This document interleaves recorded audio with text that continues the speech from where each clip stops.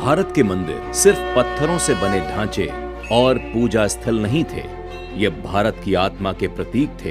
ये मंदिर सदियों तक ज्ञान, संस्कृति और चेतना के केंद्र रहे हैं।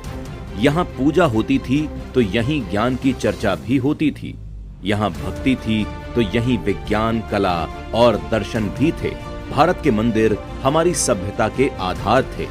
इसलिए जब भारत पर विदेशी आक्रमण हुए तो सबसे पहला वार हमारी आस्था पर हुआ।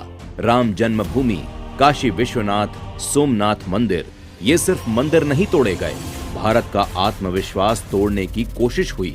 सदियों तक विदेशी शासन के बाद जब भारत आजाद हुआ तब दुर्भाग्यवश दशकों तक सरकारें कुछ खास कारणों से अपनी सांस्कृतिक विरासत को लेकर संकोच में रहीं।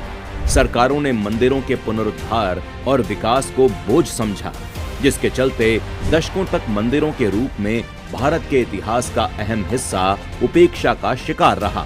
देश का जनमानस केंद्र में एक सशक्त नेतृत्व का इंतजार कर रहा था, जो भारत को फिर से उसकी जड़ों से जोड़े।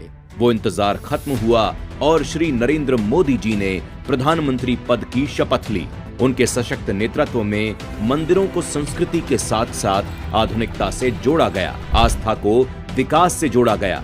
अयोध्या में श्री राम मंदिर के रूप में 500 सालों के संघर्ष के बाद न्याय, आस्था और सम्मान की ऐतिहासिक पुनर्स्थापना हुई।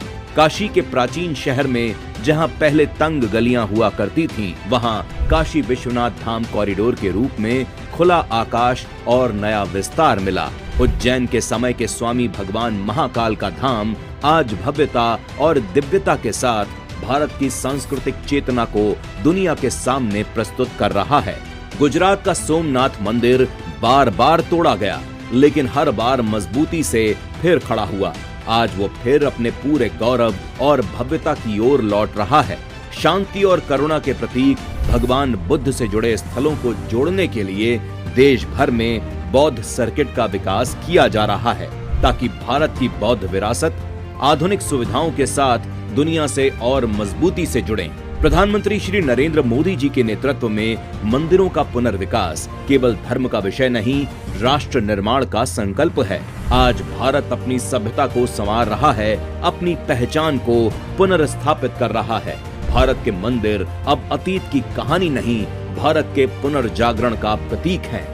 यही है सांस्कृतिक आत्मनिर्भर भारत।